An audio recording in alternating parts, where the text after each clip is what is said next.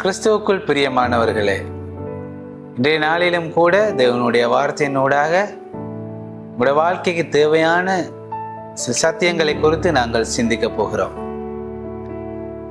இந்த நாட்கள் நாங்கள் தியானித்துக் கொண்டிருப்பது கிறிஸ்தனுடைய பாடுகள்.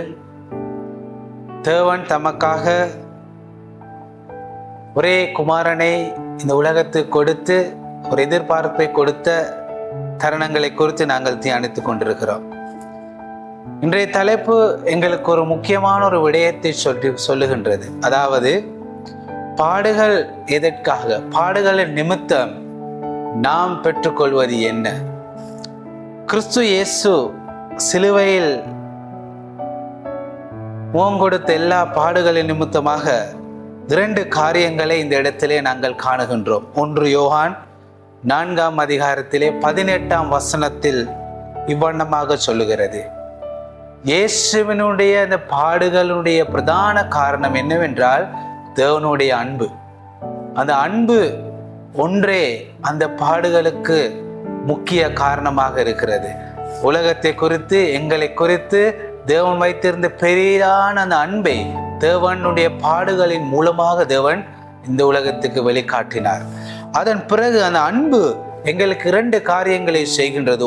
முதலாவது காரியம் என்னவென்றால் எங்களுடைய பயத்தை போக்குகிறது. வேதம் சொல்லுகிறது, தேவனுடைய அன்பினாலே அந்த பயம் எங்களிடமிருந்து நீக்கப்படுகிறது என்பதாக.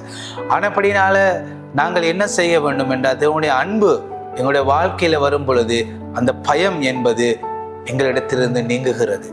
உலகத்தை குறித்து, எங்களுடைய தனிப்பட்ட வாழ்க்கை குறித்து, எதிர்காலத்தை குறித்து இருக்கின்ற எல்லா பயங்களும் அந்த அன்பினால் ஏவப்பட்ட பாடுகள் மூலமாக நீக்கப்பட்டிருக்கிறது.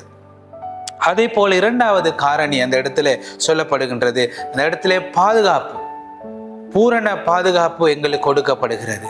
வேதத்தின் மூலமாக எங்களுக்கு நன்றாக அறிந்து கொள்ள வேண்டிய விடயம் என்னவென்றால், பூரண பாதுகாப்பு தேவன் எங்களுக்கு கொடுத்திருக்கிறார்.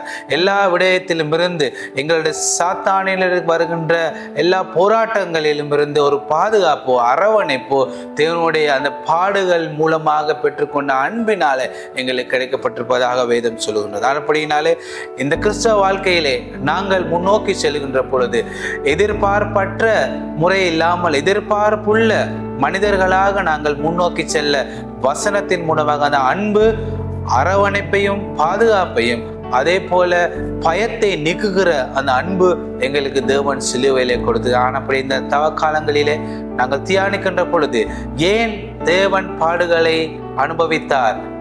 அன்பு என்ற ஒரே காரணம் எங்களிடத்திலே இருக்கு. ஆனப்படினாலே தேவனுடைய அந்த பெரிதான அந்த அன்பு, நிபந்தனையற்ற அன்பு எங்கள் ஒவ்வொருவரையும் இந்த நாட்களில் நிரப்பி தேவனுடைய அது பெரிய கிருபையினவாக நடந்து செல்ல தேவனுடைய அருளை எங்கள் ஒவ்வொருவருக்கும் கொடுப்பாராக.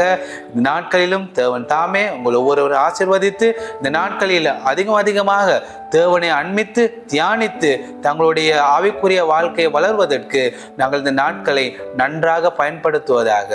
இயேசுவின் நாமத்திலே உங்கள் அனைவருக்கும் இந்த காலங்களிலே இதை செய்வதற்கு தேவன் தாமே உங்கள் ஒவ்வொருக்கும் உதவி செய்வாராக. ஆமென்.